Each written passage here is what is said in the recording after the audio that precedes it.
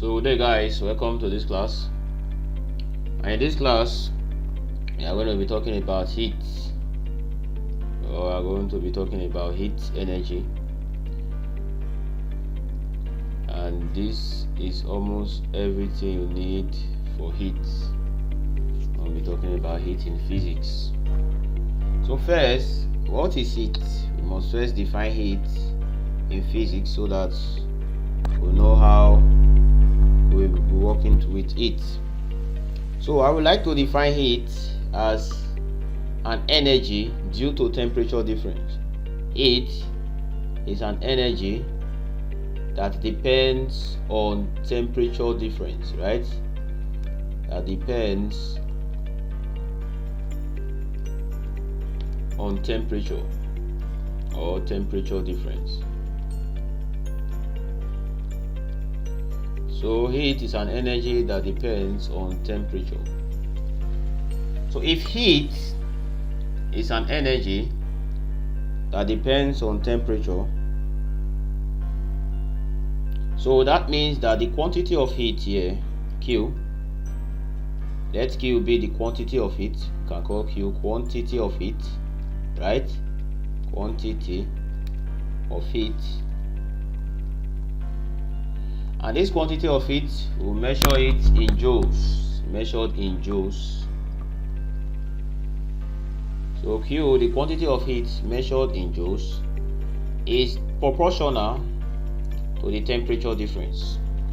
Are we getting it now? Q, the quantity of heat in joules, is proportional to the temperature difference. So in this proportionality sign, there is a constant. We already know variation, right? And that constant, let's call it constant, in physics is called C.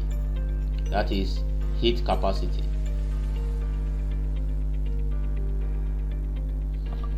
So this heat capacity now is a constant. So let's define the heat capacity C. What is heat capacity? So this is the first formula to note, that the quantity of heat is related to temperature using this formula. Q is equal to heat capacity times temperature difference. You know, this is temperature difference, right? As time goes on, we're going to dive deep into this. So what is heat capacity?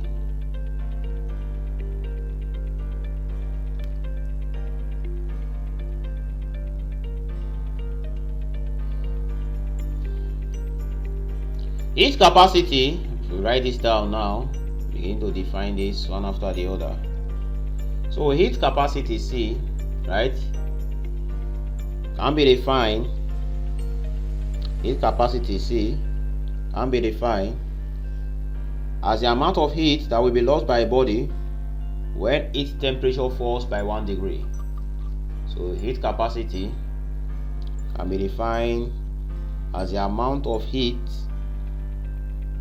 required to raise the temperature of a body by 1 degree. Heat capacity can be defined as the amount of heat required to raise the temperature of a body by 1 degree. Are we getting it now? Also, we have done this. Let's check something out. Let's check out something. Sorry. Let's check out something. So we have defined heat capacity. Hope you are taking notes, right? As the amount of heat required to raise the temperature of a body by 1 degree. If we go back to this proportionality equation, we can also introduce another constant here. We go back to this proportionality equation here, right? We can also introduce another constant, and this constant, we will call it Q, is equal to, now instead of me to write C theta, I will write small letter c, right? M theta. It is rearranged as M C theta or M C d theta.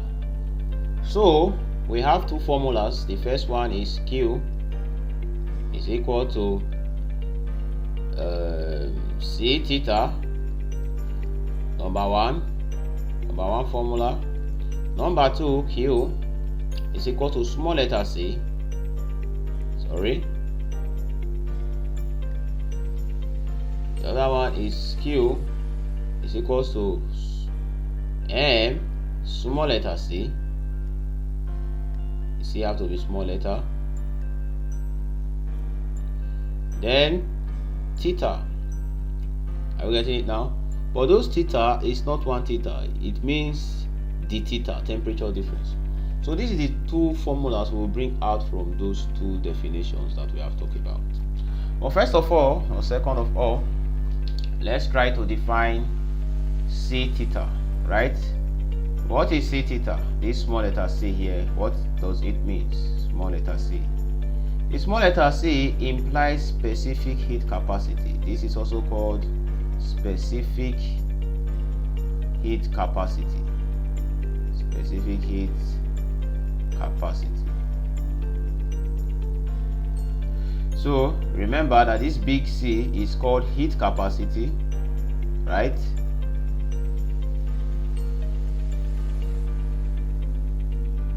While the small c is called specific heat capacity. So what is specific heat capacity? Because we have successfully defined heat capacity. So what is specific heat capacity? What is specific heat capacity? To define specific heat capacity is very easy. It's just like heat capacity, but you are specifying it to a unit mass, right? So we can define specific heat capacity as, what is specific heat capacity? What is specific heat capacity now? Come here, let me clean off. You can start writing it down. Specific heat capacity can be defined as the temperature required to raise a unit mass, or as the amount of heat, as the amount of heat required to raise a unit mass by 1 degree Celsius. So in this case now we have added a unit mass because we are specific, you see now. But the other one, there was no unit mass there. So we can now say,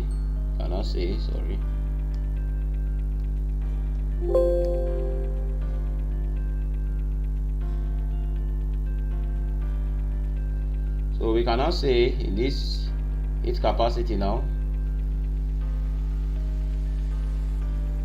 so specific heat capacity is the amount of heat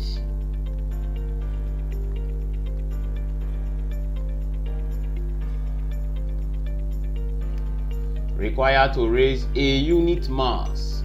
Some textbook will call it 1 kg mass by 1 degree Celsius. So since we have known this equation, let us recall everything we have learned here, so that we begin to demystify as time goes on.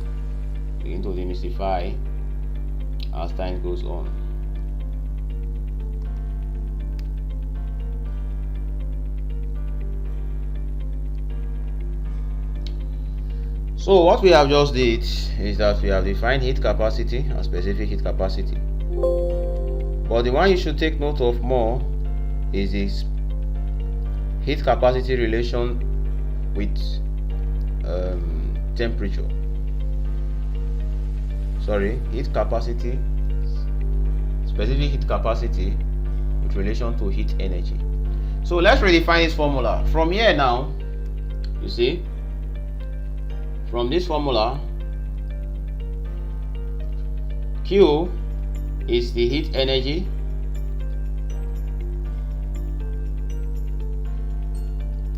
M is the mass of the substance, C is the specific heat capacity,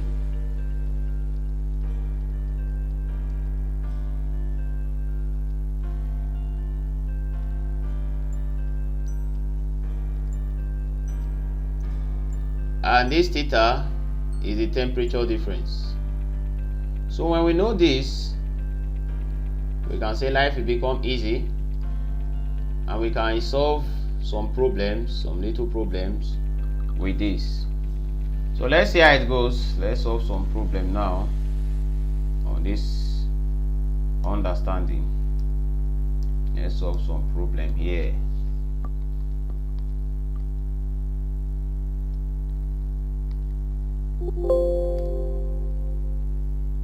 I'm still getting used to this app.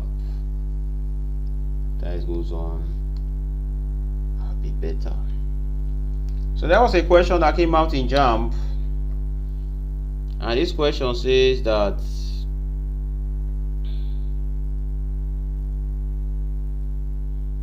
okay, let's see this question here that came out in JAMB.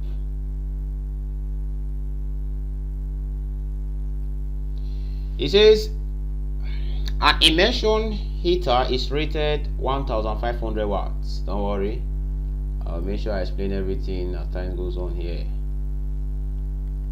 An immersion heater is rated 1500 watts. So in this case now, power is equal to 1500 watts, right?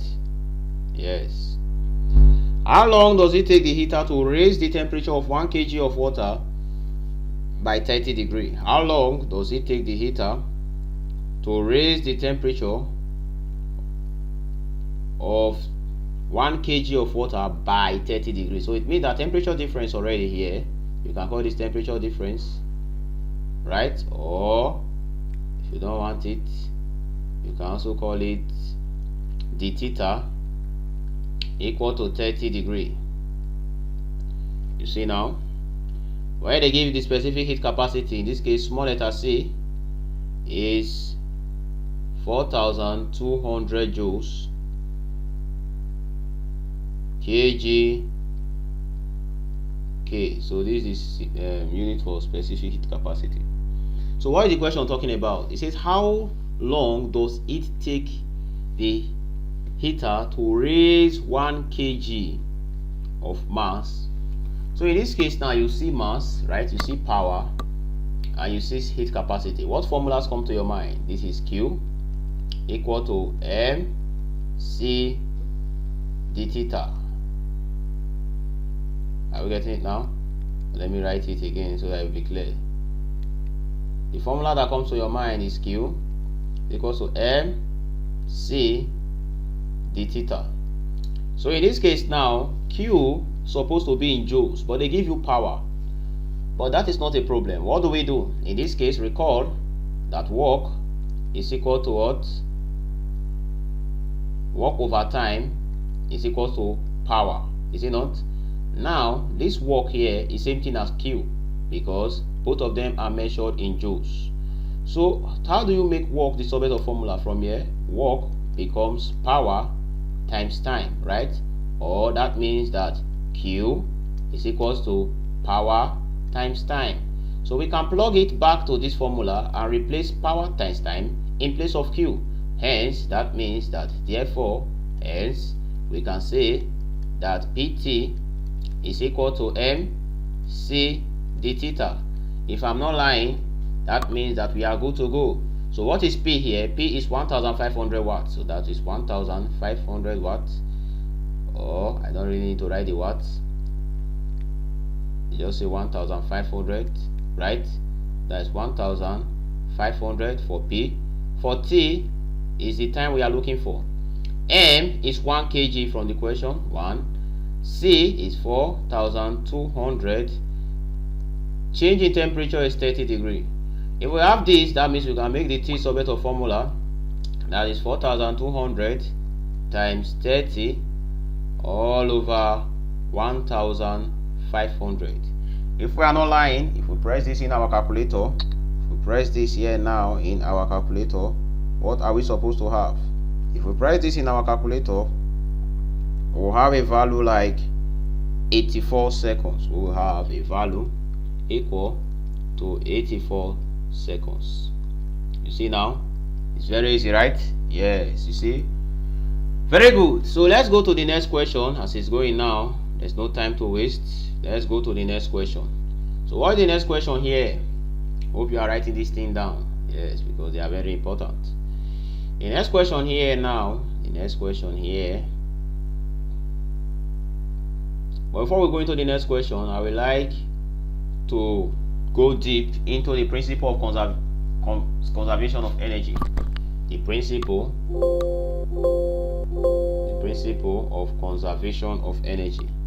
The principle of conservation of energy. We remember those years when we were in primary school, that energy can never be created nor destroyed, but can be converted from one form, right, to another. So what we are talking about now, we are dealing with heat energy, is it not?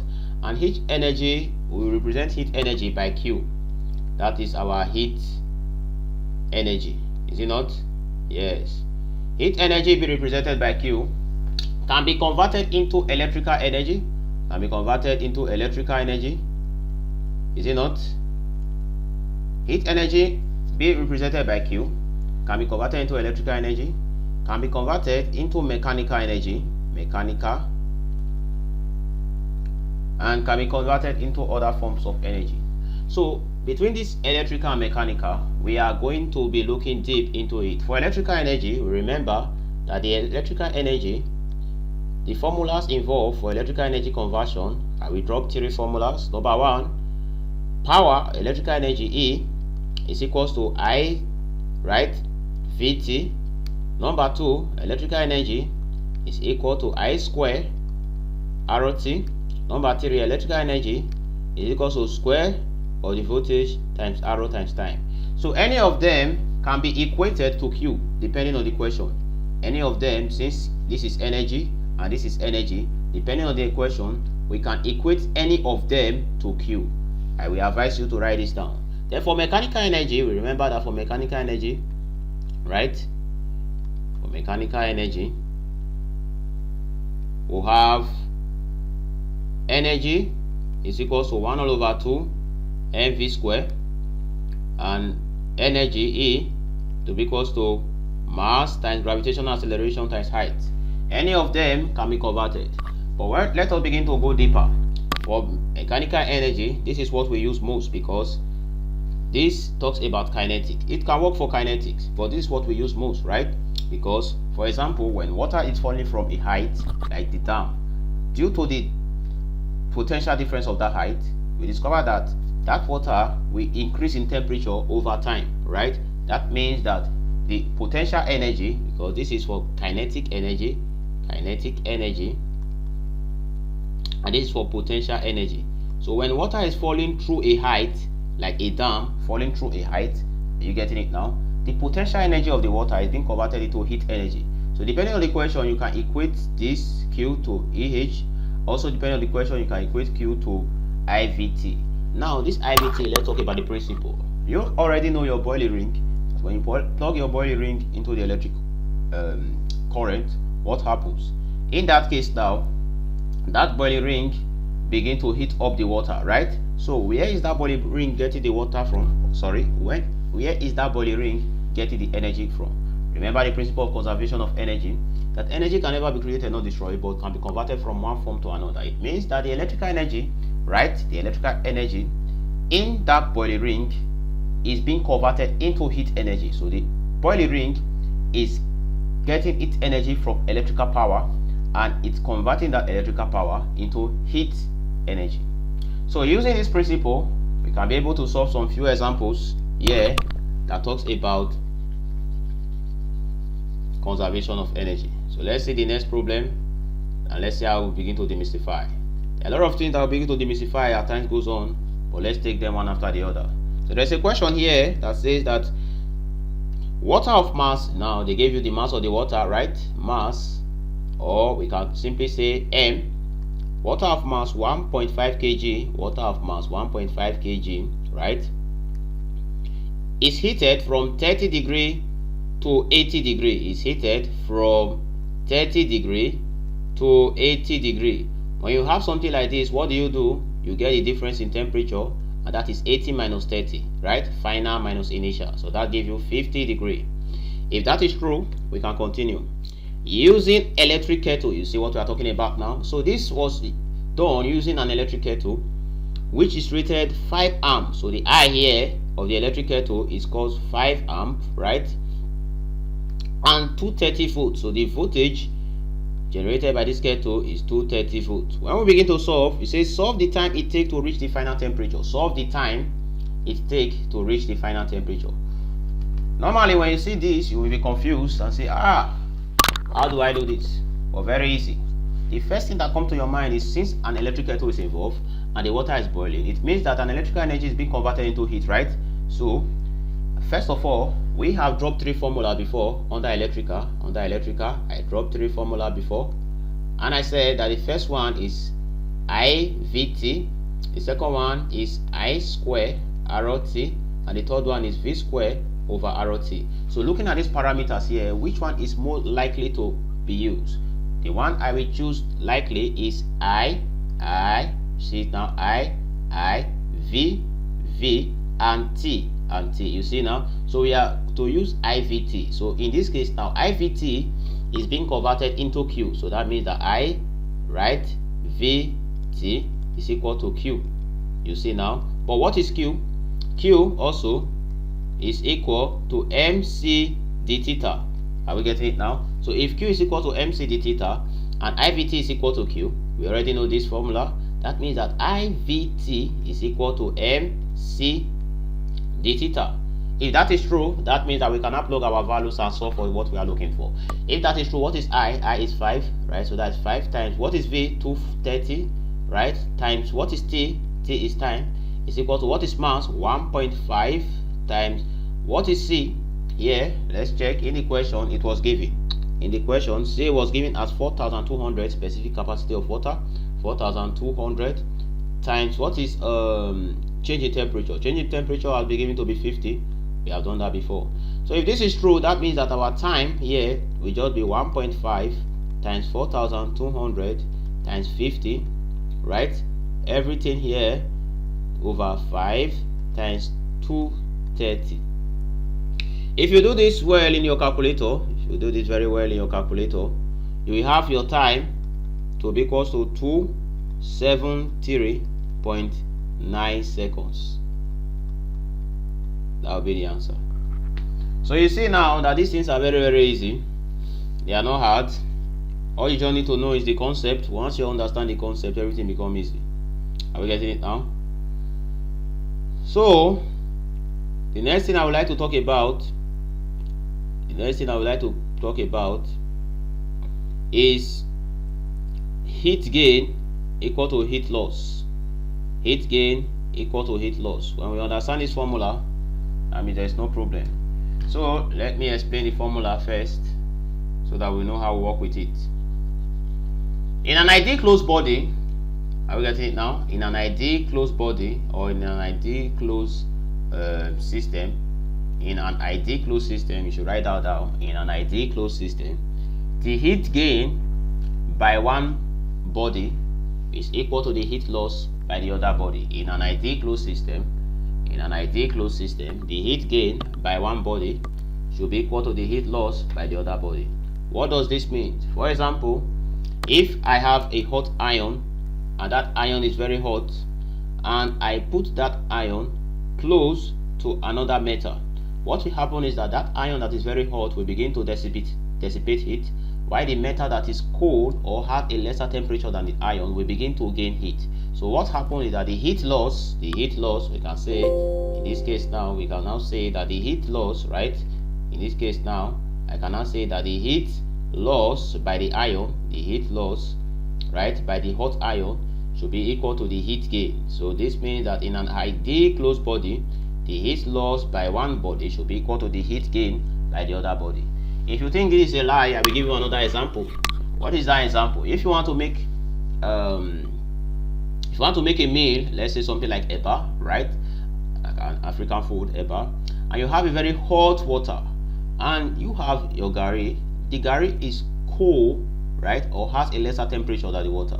So what happens when you mix everything together? It's got that as time goes on, in a short while, that very hot water becomes cool. What happens is that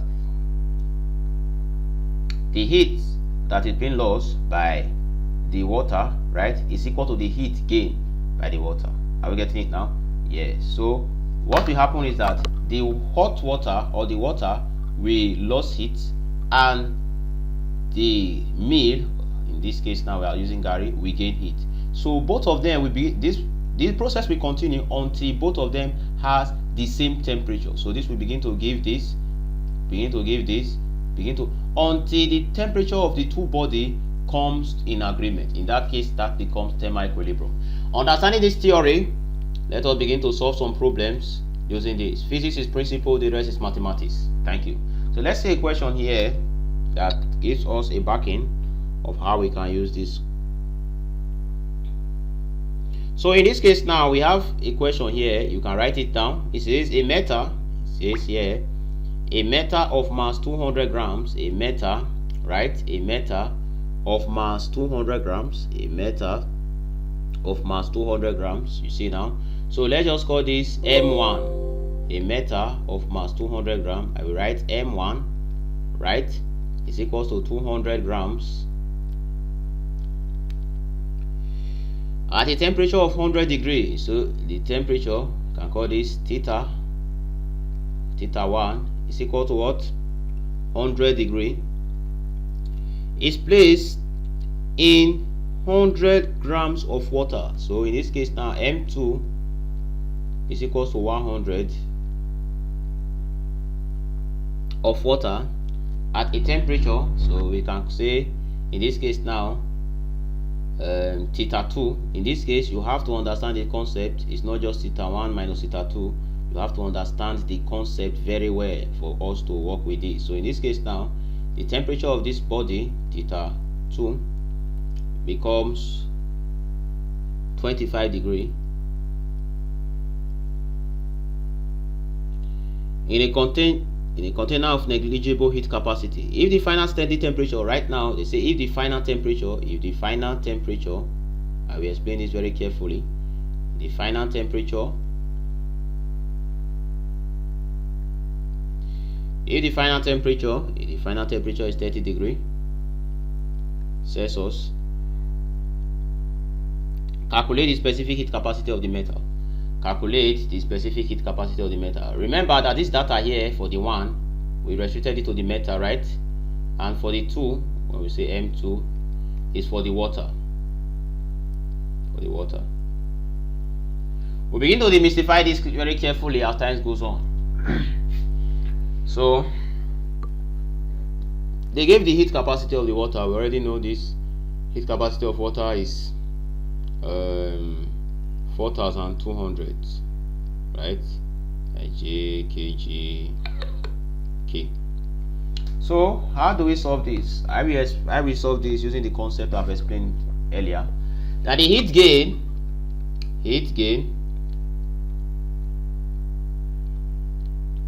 is equal to heat loss. Heat gain is equal to heat loss. So after writing this, heat gain equal to heat loss, you now identify which material gain heat and which material lost heat. If you are able to identify this, it becomes easy, right? So the material that gained heat was the metal. Sorry, the material that lost heat, because the metal has a higher temperature, was the metal. The metal lost heat and the water gained heat. So the heat gained by the water, let's do this. The heat gain, for the heat gain now, the heat gained by the water is Q is equal to MC d theta, right?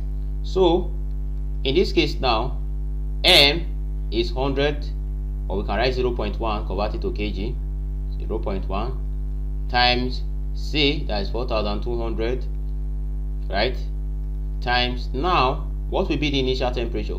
Now remember, they say that the final temperature for the two body, I told you that when heat and loss, heat gain, heat loss is working in operation, the heat gain begin to release temperature, while the body losing heat, begin to release temperature, while the body gaining heat begin to gain temperature. This will happen for some period of time until both of them attain final temperature. So it means that the final temperature here now is 30. So the temperature difference here becomes 30 minus 25. Are you getting it now? So it becomes 30 minus 25. Right? What are the heat gain? The heat gain, we can do this. The heat gain also is Q equals to MC theta, the theta, right? So our M is 200, or we can say 0.2 kg, times our C, that's what we are looking for. Then our theta, in this case now, it started from 100, then after it, why? Because of the heat loss, it reduced to 30, because 30 was the final equilibrium temperature of the two materials, right? So that means that the temperature difference here is 100 minus 30.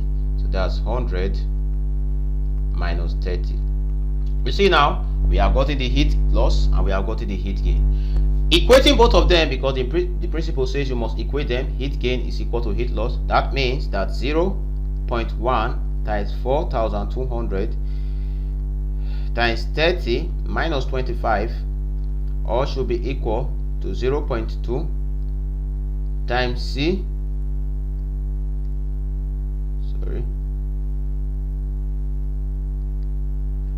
all should be equal to 0.2 times C times 100 minus 30. If we have this very carefully, what should we do?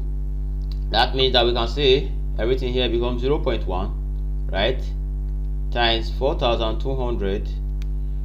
This becomes times 5 is equal to 0.2, right, times C times 100 minus 30 is 70. If we have this, then we can use C as subject of formula.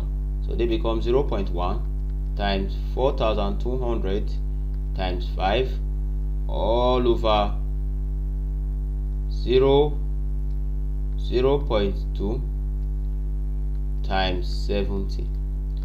If we press this in our calculator, if we press everything here in our calculator, what should we have? If we press everything here now in our calculator, what should we have? We'll have an answer like 150, is it not? 150 joules kg.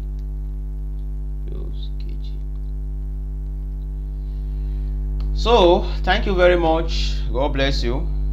As time goes on, we might release deeper videos on this, but for now, this is all you need to gain more understanding.